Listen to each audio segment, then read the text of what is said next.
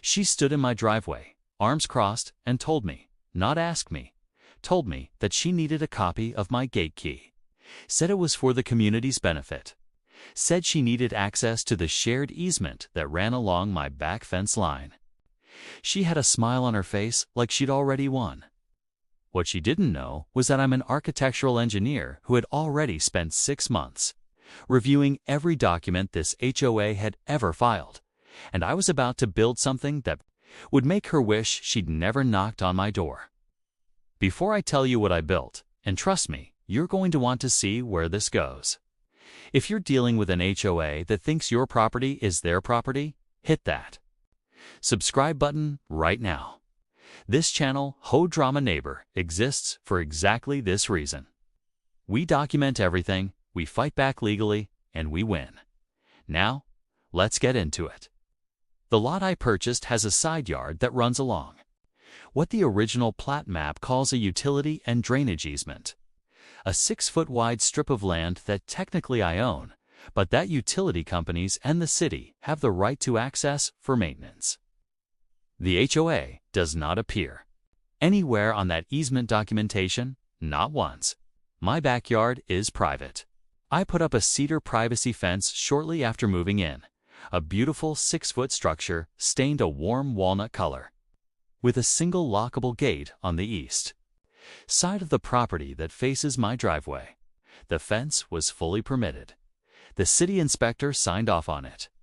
I have the permit in a binder, laminated with a copy stored in my cloud drive. That's just who I am. Then Patricia Vance was elected HOA board president. Within 2 months of her election, violation notices in the community tripled.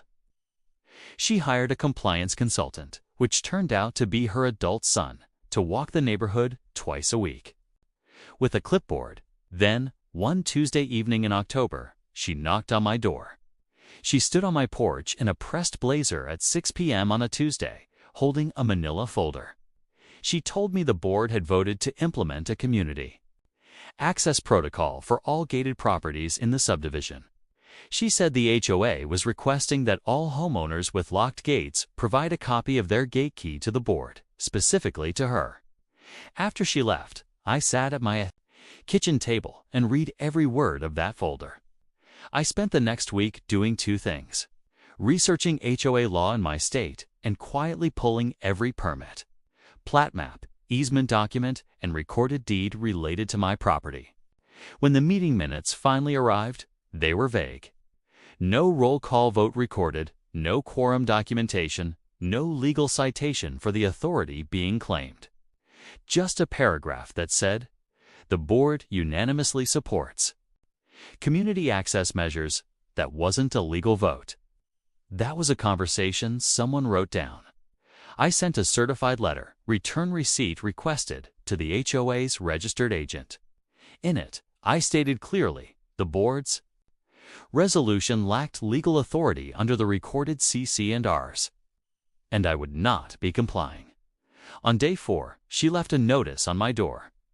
Not mailed, not certified, just tucked in my door handle like a takeout menu, stating I had been issued a formal violation and fined $150 for failure to cooperate with board directives. I hired a licensed surveyor to restake my property lines and produce a fresh survey drawing. And I hired a fencing contractor for a consultation because I had been thinking. I submitted the architectural request to the HOA 30 days before the hearing, as required. I used their official form. I attached the survey. I attached the permit pre-approval from the city. I noted the materials, the stain color, and the precise dimensions. Patricia rejected it in 6 days. Her written rejection cited aesthetic inconsistency with neighborhood standards. So, I filed for a building permit directly with the city. The city issued the permit in 8 days.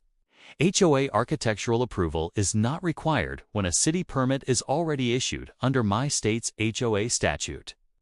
The hearing arrived. I walked in with a file folder, a printed copy of the state statute, a copy of my survey, a copy of my city permit, and a copy of every letter I had sent and received in the preceding 2 months.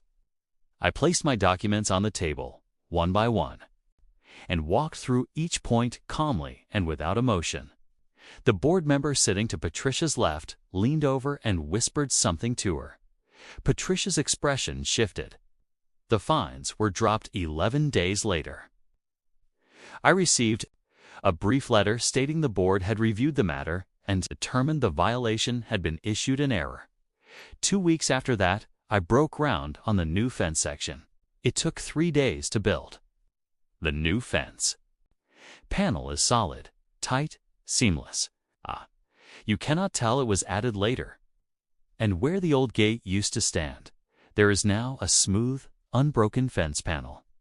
No gate, no lock, no key to give anyone. Patricia came by on the 3rd day of construction.